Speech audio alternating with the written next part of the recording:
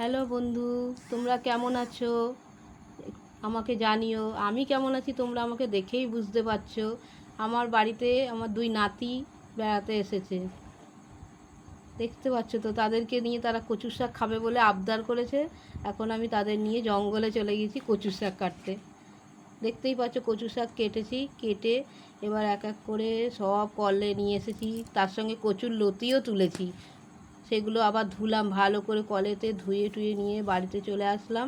বাড়িতে এসে কচুর শাক কাটতে বসলাম। কচুর শাকগুলো আমি নিজেও কেটেছি, ও নাতিরাও খুব সাহায্য করেছে, তারাও কিছু কিছু কচু শাক কেটে দিয়েছে ভালো করে। তারপর ধুয়ে টুয়ে নিয়ে আসলাম, নিয়ে এসে আমি এবার রান্না করতে বসেছি। আর ওরা মশলাও বেটে দিল। মশলায় কী বাটলাম সেটা দেখে নাও। আদা বেটেছি প্রথমে, তারপরে জিরে বেটে হেঁটে নিয়েছি, নিয়ে রেখে দিলাম পাশে। এইবার কড়াইয়েতে একদিকে ছোলা সিদ্ধ বসিয়েছি, আর এক পাশে হাঁড়ি বসিয়েছি। তার মধ্যে জল দিয়ে কিছুটা নুন দিয়ে দিলাম, দিয়ে কচু শাকটা সিদ্ধ করতে বসিয়েছি।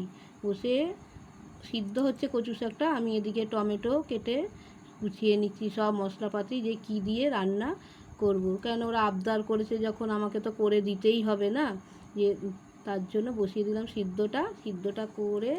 এবার ছোট জায়গা তো আমার, তার জন্য আমাকে বারে বারে সিদ্ধ করতে হচ্ছে। কিছুটাক্ষণ ছোলাটা যেই সিদ্ধ হয়ে গেল, এবার ছোলাটা নাবিয়ে রেখে দিলাম।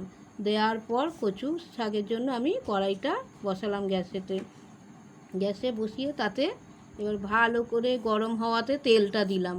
তেল দেওয়ার পর তার মধ্যে শুকনো লঙ্কা ফোড়ন দিলাম, 5 ফোড়ন দিলাম, কাঁচা লঙ্কা দিলাম। দেওয়ার পর একটু গরম হওয়াতে ভালো করে নেড়ে চেড়ে আদা বাটা জিরে বাটা দিয়ে কিছুক্ষণ নেড়ে নিলাম। নেড়ে নেওয়ার পর তার মধ্যে টমেটো কুচি দিলাম, দিয়ে একটুখানি মশলাটা সাঁতলে নিলাম, দিয়ে কচু শাক ছোলা দিয়ে ভেজে নিয়ে তারপরে কি করলাম, কচু শাকটা দিয়ে দিলাম। দেওয়ার পর কিছুক্ষণ নাড়ালাম, নাড়িয়ে ঠাড়িয়ে যখন কচু শাকটা মজে আসলো, তার মধ্যে নুন দিয়ে দিলাম, নুন দিয়ে মিষ্টিও দিলাম কিছুটা। এবার আমার কাছে নারকেল ছিল না বলে তখন আমি নারকেল দিতে পারলাম না। তোমরা পারলে নিরামিষ করলে নারকেল দিয়েও খেতে পারো, কিন্তু কচু শাক ইলিশ মাছের মাথা দিয়ে করলে বেশি ভালো লাগে। তা যখন থাকবে তখন আবার ইলিশ মাছের মাথা দিয়ে করো, না চিংড়ি মাছ দিয়ে করো, কিন্তু আমার কাছে এগুলো কিছুই ছিল না, তাই ওদেরকে নিরামিষ কচু শাক করে আমি খাওয়ালাম। দিয়ে ওরা করে ঠরে দিয়ে নাবিয়ে দিলাম, ভালো করে কষিয়ে নিয়ে নাবিয়ে দিয়েছি। তারা হবে না।